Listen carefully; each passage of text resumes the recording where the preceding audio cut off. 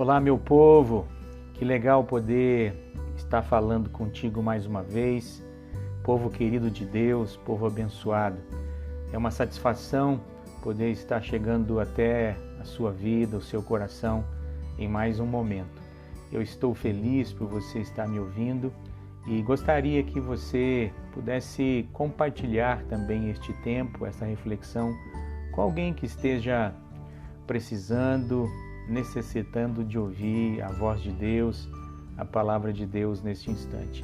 Este é, portanto, o seu momento, o nosso instante de reflexão. Este é o nosso átimo, o nosso momento com Deus, a nossa reflexão com Deus. Hoje nós vamos falar e refletir sobre o Salmo 123. E antes da reflexão, vamos fazer a leitura. A leitura sempre é feita na Bíblia na linguagem de hoje. O Salmo 123 diz assim: Ó Senhor Deus, levanta os olhos a Ti, que tens o trono no céu. Como o escravo depende do seu dono e como as escravas dependem das suas donas, assim olhamos para Ti, ó Senhor, nosso Deus, esperando que tenhas compaixão de nós. Tem compaixão de nós, ó Senhor. Tem compaixão, pois somos tratados com muito desprezo. Somos sempre desprezados pelos ricos e os orgulhosos zombam de nós. Esta é a palavra, esta é a leitura neste instante que acabamos de fazer. Bem, uma reflexão geral do Salmo, nós vamos olhar para o final dele, os dois últimos versículos,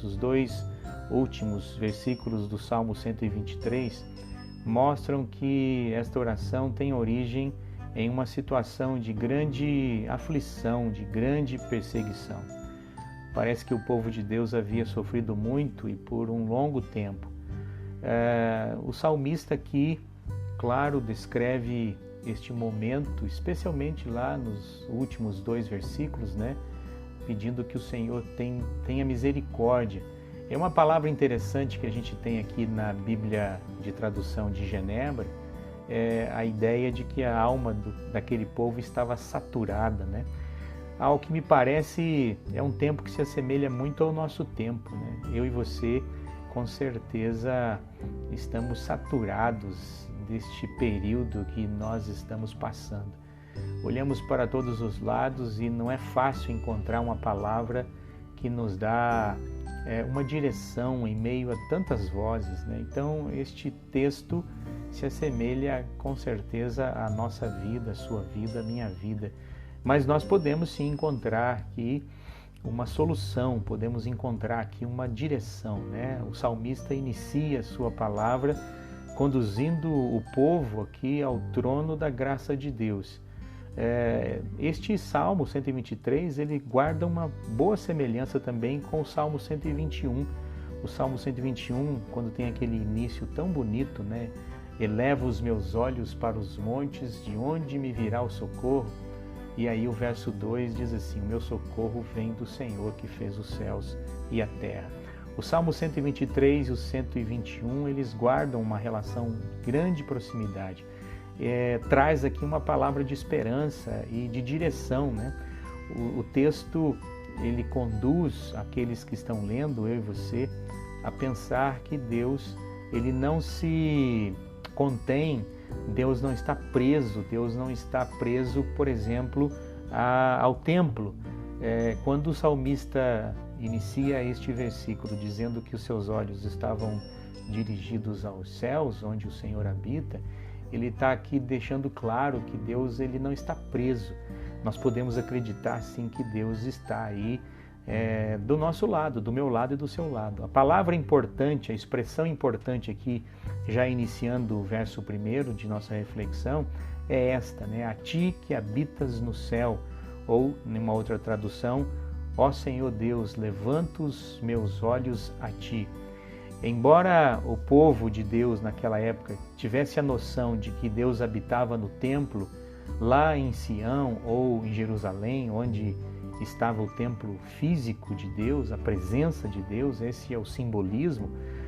Quando ele diz aqui, eleva os meus olhos a Ti, Senhor, que habitas no céu, ele está tendo a certeza de que Deus não estava presente, preso naquele espaço, naquele lugar.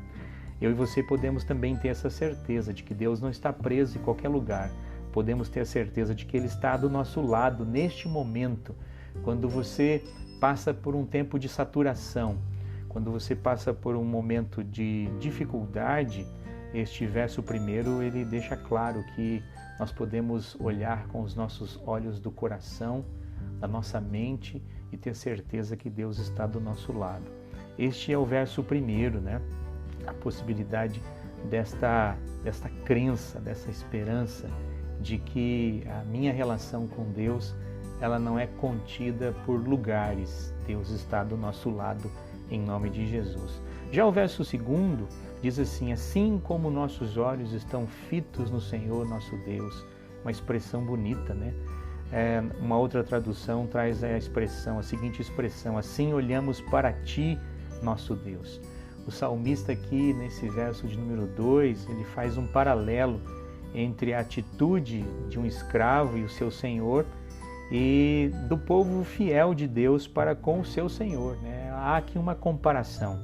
E qual é o objetivo aqui, né? Ele está permitindo e querendo que, ao olharmos para as mãos do seu Senhor, a ideia do comando, né? Naquela época tinha-se escravos, ao olharmos para a possibilidade do comando dos senhores, né? Daquela época, os servos podiam reconhecer também gestos de bondade e provisão. Embora se tinha a ideia de escravidão naquela época, e o paralelo é feito aqui para que de fato a gente possa olhar e pudesse olhar para os senhores da época, mas através dos senhores também as pessoas podiam enxergar e ver que havia sim gestos de bondade e provisão. Então nós podemos da mesma forma olhar para a presença de Deus, né? Olhar para o Senhor neste caso e ter a certeza de que Deus pode ter gestos de bondade e de provisão para mim e para você. Vamos crer nisso, nessa palavra. Olhando para os versos 3 e 4, né? Eles estão juntos aqui, e a expressão importante aqui: pois estamos fartos de desprezo, desprezados, né? A ideia aqui de saturação. O povo de Deus esteve sujeito aos infortúnios daquela época, né? O povo de Deus estava sujeito ao desprezo daquelas pessoas que de certa forma detinham o poder.